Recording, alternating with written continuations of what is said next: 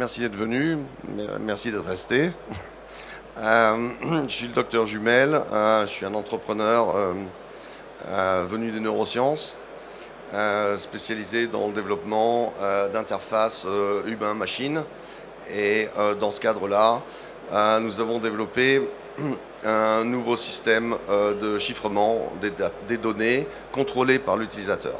Aujourd'hui, on ne va pas vous faire une démonstration commerciale, on va vous parler du chiffrement post-quantique, du monde post-quantique, pour vous amener à prendre des décisions éclairées concernant vous-même ou vos entreprises. Je vous présente le général Martin de la Gendarmerie nationale, qui est notre conseiller en cybersécurité et qui nous rejoindra cet été en tant que directeur Europe. Jacques. Merci, bonjour à toutes et à tous. Donc Jacques Martin, j'ai fait une grosse partie de ma carrière en gendarmerie. J'étais responsable sécurité informatique. Je suis actuellement le directeur système d'information SIRH. Bon, je rejoins effectivement la société Nevermind cet été et j'ai en charge plus particulièrement la France. Et il y a Toine Louis, qui est notre vice-présidente communication, qui s'occupe principalement des communications d'entreprise et des régulations. Donc, comme nous sommes basés à Singapour, évidemment, nous avons une équipe internationale. Nous avons aussi une représentation au Canada qui a été ouverte l'année dernière et dont Mike Priest est le directeur des opérations, mais bon, il n'a pas pu assister à la conférence. Néanmoins, si vous voulez poser des questions concernant le marché nord-américain, on peut les prendre pour lui. Alors, si vous êtes là, c'est que vous savez que 90% de chiffrement de vos données pourrait bien être compromis avec l'arrivée des ordinateurs quantiques. Et donc, Fred?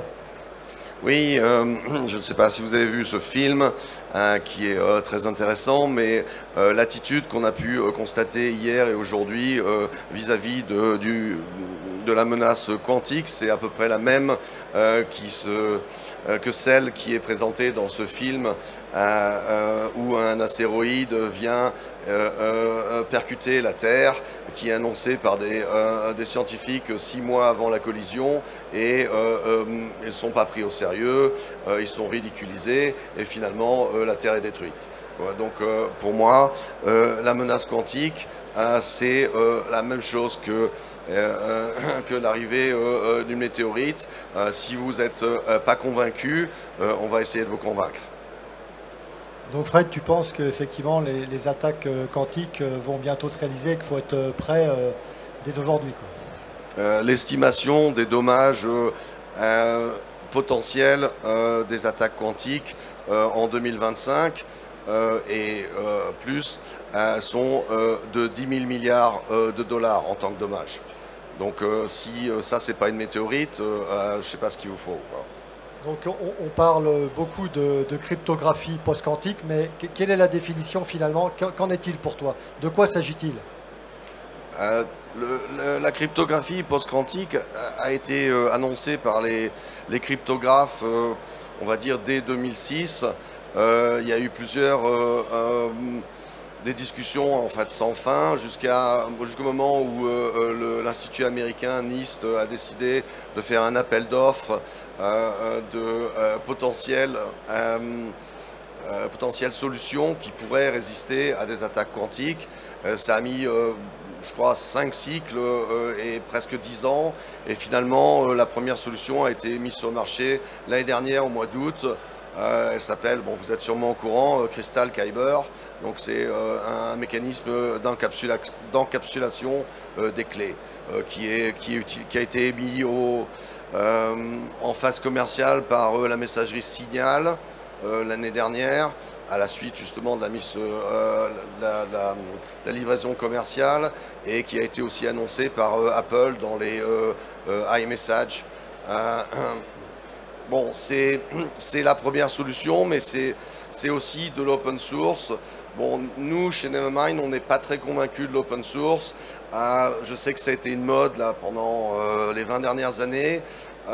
Bon, c'est aussi une mode de voir que toutes les grosses sociétés sont hackées. Bon, est-ce qu'il y a un lien de cause à effet entre vous donner les clés de la bergerie et finalement le loup il finit par rentrer, quoi. Nous, on pense que la cryptographie et la cryptosécurité est peut-être un domaine qui devrait être exclu de l'open source. Il y a des discussions là-dessus et il y a plusieurs on va dire, institutions et directeurs d'institutions, professeurs de cryptographie qui sont d'accord sur le fait que ça devrait ne plus être en open source. Donc c'est annoncé par les cryptographes en 2006 et première mise sur le marché en 2023. Donc on voit le temps qui nous a fallu pour réagir au niveau du marché. Finalement, le post-quantique, c'est un mythe ou c'est une réalité? C'est pour quand ça? Oui, ça c'est ce qui nous a surpris, c'est que beaucoup de gens pensent que c'est encore un mythe. Là, on vous a mis sur cette diapositive la roadmap de développement de IBM Quantum. Donc vous voyez bien que la plateforme, elle commence en 2024. 2024, c'est aujourd'hui. Donc c'est pas en 2033. Oui, là, c'est si vous avez rien fait, votre entreprise elle sera morte. En 2024, les ordinateurs quantiques commencent à être mis sur le marché d'un point de vue commercial. À Singapour, il y a des développeurs qui ont développé un système de production différent, qui est un système de production de clés par des réseaux neuronaux quantiques et qui sont capables de créer des clés de chiffrement par des ordinateurs quantiques. Donc ça, c'est l'autre face. Donc c'est pas de la résistance aux attaques quantiques, c'est carrément de la cryptographie quantique. Donc, il y a un problème de coût de production, c'est assez cher, et il y a un problème de transport de ces clés, par exemple, entre deux continents. Ok, on voit bien que l'ensemble du parcours, de notre parcours numérique, c'est devenu une véritable sinécure, qu'on est une cible pour tous les cyberattaquants. On rappelle qu'en 2023, même IBM, Microsoft, Amazon, Norton, tous ont été piratés, et on a envie de dire à qui le tour, quoi. Donc on a un certain nombre de publications que vous avez en URL là, que vous pouviez récupérer. Oui, on a les publications françaises du gouvernement, du CLUSIF. Aussi l'admission de culpabilité de Microsoft qui a admis avoir perdu du code source suite à une attaque cette année, qui ne sont pas des attaques quantiques, hein. C'est juste pour dire que le volume des attaques est de plus en plus important. L'ingéniosité des cyberattaquants qui sont souvent basés dans des pays comme la Russie, la Corée du Nord, l'Iran, la Chine, mais pas uniquement. En fait, nous, à Singapour, on est très bien placés parce qu'on a tous les pays d'Asie du Sud-Est et qui sont en fait qui ont de nombreux étrangers et qui en fait mènent la plupart des attaques dans le monde entier, quoi. Le volume repéré par exemple par LexisNexis en Asie et en Asie du Sud-Est est le plus élevé du monde entier, quoi. Les attaques venant des pays d'Asie du Sud-Est. Et on ne pense pas que ça vient uniquement des Vietnamiens ou des Cambodgiens, mais ça vient plutôt des étrangers qui se sont installés à cet endroit-là pour pouvoir lancer des attaques. Finalement, qu'est-ce que ça signifie ou peut signifier pour moi ou pour mon entreprise, cette menace des ordinateurs quantiques? Les menaces des ordinateurs quantiques, ça va dépendre en fonction de ce que vous avez à perdre. Si vous avez des entreprises avec une grande valeur ajoutée, avec des secrets de fabrication, avec de nombreuses équipes de recherche, de développement et des données très sensibles, pour vous, c'est un risque majeur. Les pertes seront impossibles à recouvrir. la plupart des entreprises, des petites entreprises qui subissent une attaque, qu'elle soit quantique ou pas quantique, vont faire faillite dans les 6 mois. Donc finalement, pourquoi je protégerais mon entreprise? Faites-moi un petit recensement effectivement de ce qui se passe au jour d'aujourd'hui. Dont les chiffres sont évidents, sont inquiétants. 90% des attaques commencent par de l'hameçonnage, donc c'est la faille humaine, suivie de l'erreur humaine qui est encore plus élevée. C'est là où il y a une entrée, par exemple, les gens reçoivent un email, même si tout a été chiffré ou quoi que ce soit, peu importe, la boîte mail n'est pas chiffrée en elle-même, donc cette personne va ouvrir la pièce jointe et finalement c'est le début de la fin. 60% des entreprises attaquées, des grosses sociétés vont augmenter leurs tarifs, 60% des PME attaquées vont faire faillite dans les 6 mois. Ça, c'est des chiffres pas uniquement post-quantique, c'est la réalité aujourd'hui des menaces. Finalement, ça ressemble à quoi une journée au centre du monde post-quantique? Donc, comme je vous ai annoncé au début, en 2025, le coût des crimes cyber atteindra 10 000 milliards, une escalade sans fin, fardeau financier insupportable et des victimes de toutes catégories.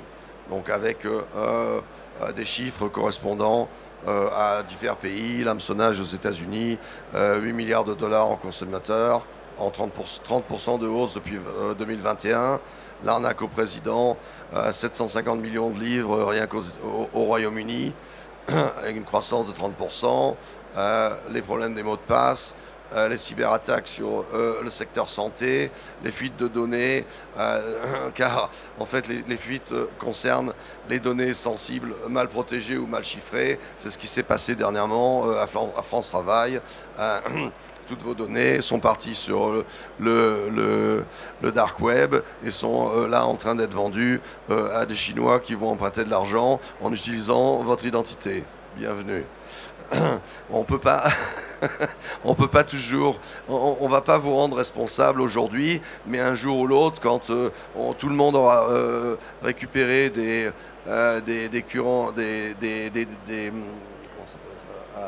monnaies digitales des banques centrales, il est probable que votre identité qui aura permis d'emprunter de l'argent à l'autre bout du monde, qui vous aura été volé, on reviendra vers vous, le rechercher dans votre pays. Donc il faudra aussi s'inquiéter de ce côté-là.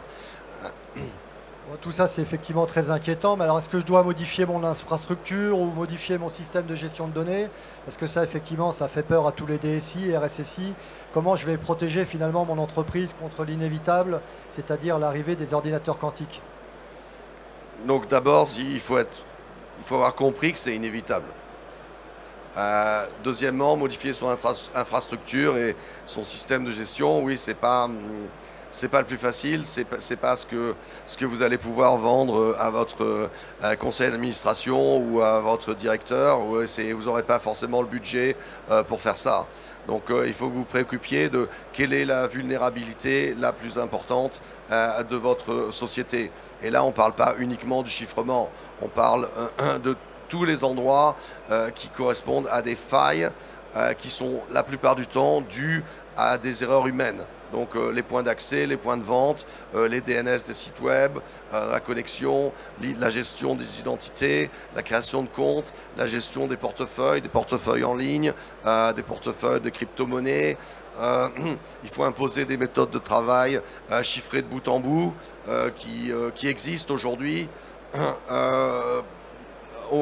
Il faut essayer d'éliminer l'erreur humaine le plus possible, c'est-à-dire par exemple la vraie suppression des mots de passe, le risque de répudiation, favoriser aussi les solutions récentes, parce que les solutions récentes qui sont programmées en Python, en Rust, qui ont été développées avec l'idée de la sécurité dès la conception, l'idée de la confidentialité dès la conception, elles sont beaucoup plus solides et est prévu pour résister à l'évolution que se baser sur les entreprises, on va dire, de référence, qui ont déjà admis plusieurs fois que leur code d'origine n'était plus connu. Les sociétés comme IBM ou Microsoft, leurs propres chefs d'infrastructure ne sont plus capables de dire qu'est-ce qui a été en fait codé en 1970, en 80, en 90. Ils ont oublié. On parle d'un empilement de différentes strates de code, de déploiement, de développement. Et on a vu ça, par exemple, des attaques des DNS où il y avait des subdomaines que tout le monde avait oubliés. Et finalement, c'était des portes d'entrée pour du piratage, quoi. Et c'est la même chose pour ce qui est du code d'origine, du code source. Il y a des vulnérabilités qui ne sont même plus connues de leurs propres entreprises, quoi. On va peut-être regarder ensemble maintenant quelles sont les stratégies qu'on pourrait mettre en place si j'appartiens à une grande entreprise, une entreprise ou un ministère, ou si j'appartiens à un hôpital, une mairie ou une TPE, une ETI. Voilà, quelles sont les stratégies qu'on pourrait mettre en place avec le post-quantique? Nous, on vous a préparé 4 cas environ. Le premier, c'est la stratégie pour les grandes entreprises. Bon, de quoi on parle?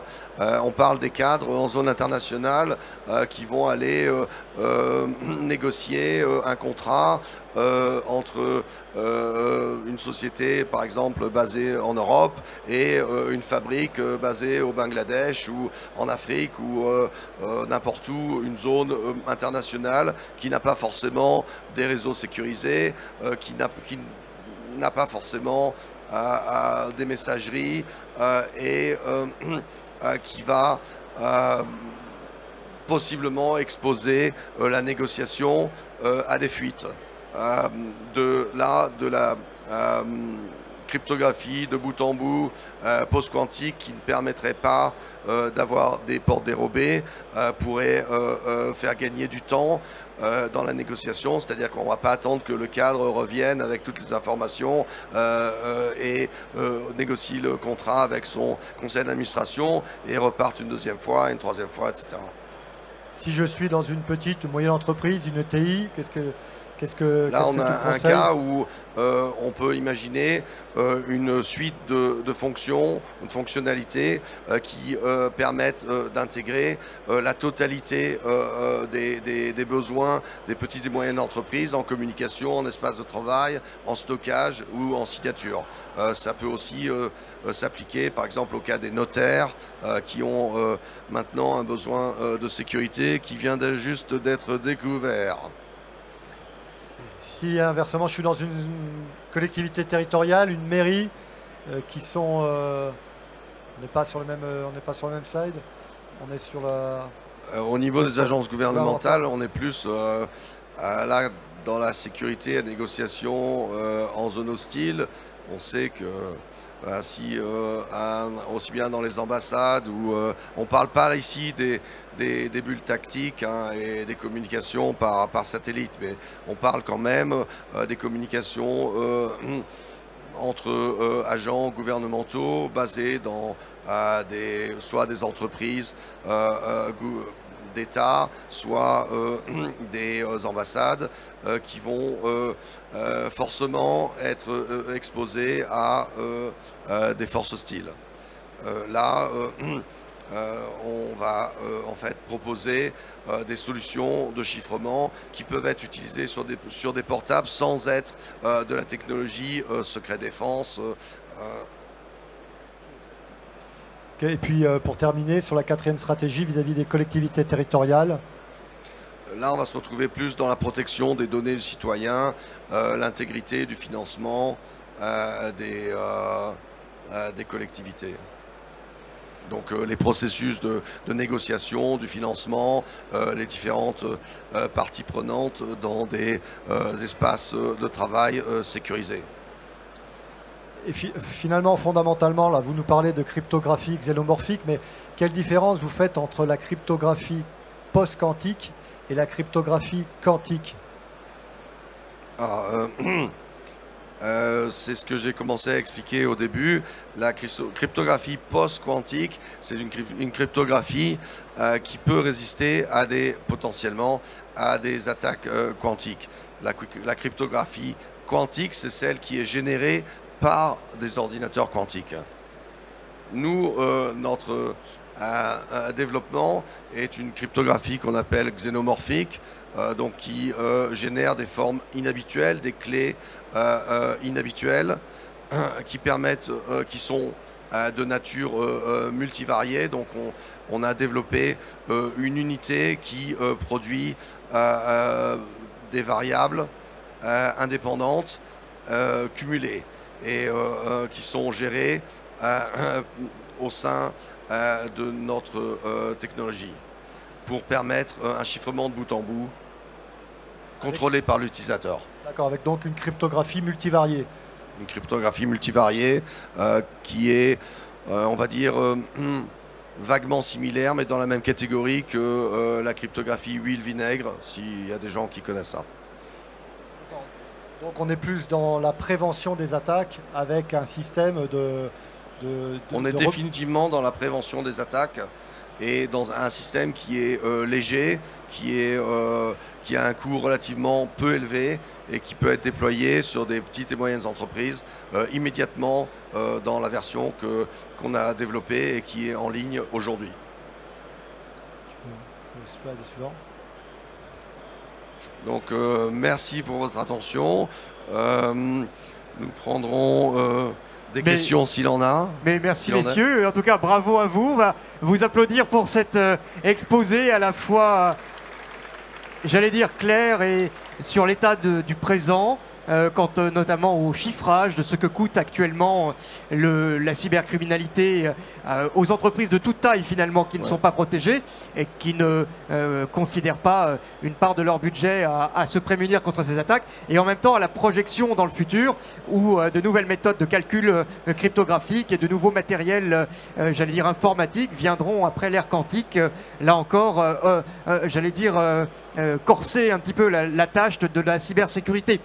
On voit à travers également votre exposé un thème que vous avez abordé, j'allais dire de manière assez large, qui est appliqué à toutes les entreprises et qui est ici abordé par beaucoup d'intervenants, et qui est celui tout simplement de l'ingénierie sociale, où que ce soit par des techniques de ruse, que ce soit par des techniques j'allais dire d'impératif ou de démonstration j'allais dire d'autorité, en pensant par exemple à l'arnaque au président, que tout cet environnement humain qui tend finalement au neurologique et à la compréhension des rapports humains, va créer la faille humaine qui derrière va actionner le bouton qu'il ne fallait pas, ou en tout cas la démarche qu'il ne fallait pas, pour derrière lâcher dans la nature ou même ouvrir la porte à la cybermenace et ainsi perdre soit des données, soit de l'argent, soit bien évidemment toute l'entreprise.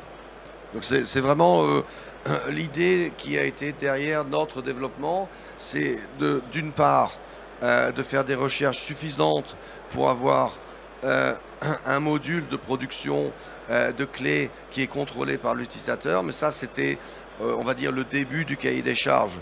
La deuxième, c'était de déployer une suite de services qui peuvent être utilisés par l'utilisateur au sein de son entreprise, à l'intérieur d'une plateforme qui est entièrement sécurisée en permanence. Donc de recevoir des fichiers, de les modifier, de les renvoyer, de les signer quand ils sont approuvés, et tout ça à l'intérieur d'un environnement protégé. C'est ce que vous expliquez. Ne jamais sortir, ne jamais utiliser les emails. On utilise des emails juste pour la confirmation de vous avez reçu un fichier, allez le chercher, vous l'avez, ou alors votre requête est en attente, ou des choses comme ça, quoi. Effectivement, ça c'est juste la confirmation par email. Ce que vous abordiez dans ce concept d'espace hermétique interne à chaque société permet évidemment de limiter les erreurs humaines telles que les mots de passe facilement craquables et effectivement derrière l'épanchement de données à l'extérieur. Y a-t-il des questions parmi le public? Je vais vous véhiculer un micro, ou ma collègue va vous tendre un micro afin de pouvoir vous écouter. Bonjour. Bonjour. Le quantique est encore en évolution. La recherche n'est pas finie, même si on peut avoir quelques états stables intermédiaires. Dans la mesure où ça évolue toujours, le quantique, comment est-ce que pouvez-vous être sûr et donc prouver que votre chiffrement xénomorphique résiste au quantique? Qu'est-ce que vous voulez dire que ça évolue Vous tout le dites temps? que c'est un système, que c'est un chiffrement post-quantique. On est bien d'accord? Oui. Bon, donc ça veut dire qu'il est capable de résister au déchiffrement quantique. Si vous voulez une démonstration mathématique, il va falloir passer au stand et on va vous faire une démonstration mathématique.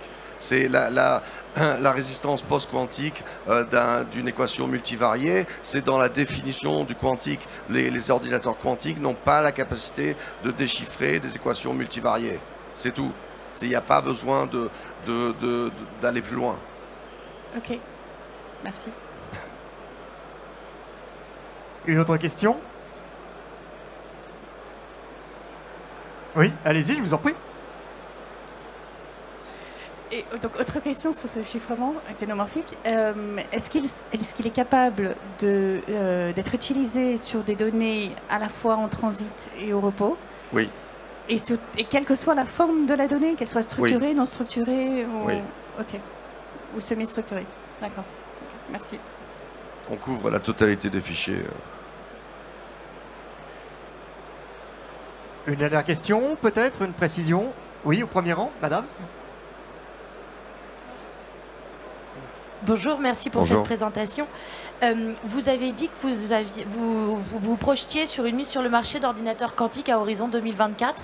Qu'est-ce qui vous permettait d'affirmer cet horizon 2024? Je ne sais pas, vous avez parlé de Singapour et de la QKD, d'après ce que je comprenais, mais... Non, 2024, c'est le début du déploiement de la plateforme IBM Ah d'accord, ok. quantique.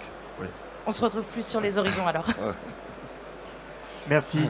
Le fait est, c'est que l'université de Singapour a déployé un ordinateur quantique pour attaquer des clés RSA et a eu des résultats positifs depuis l'année dernière, quoi. Oui. Eh bien, messieurs, dames, alors une dernière question, je vous en prie, au deuxième rang. Attendez, on va vous donner un micro, comme ça on vous entendra tous. Bonjour, merci Bonjour. pour la présentation. Quelle serait la taille de la clé de votre algorithme multivarié? La taille de notre algorithme. La taille de la clé. La taille de la clé. En fait, c'est un secret de fabrication, donc je vous explique ça. Je peux pas vous donner ça. Bon, je passerai au stand, d'accord. Voilà. Mais avec plaisir, je peux vous expliquer ça. Merci. Je vous en Eh bien, prie. écoutez, messieurs, Donc demain, on a un cocktail dans l'après-midi, stand F1828. Donc vous êtes tous invités gracieusement à venir boire un verre chez nous et on peut vous donner des explications un peu plus personnalisées. D'accord, donc la taille de la clé dépend du degré d'alcoolémie du cocktail. Oui, ça. merci à vous, merci chers visiteurs. Merci. Merci.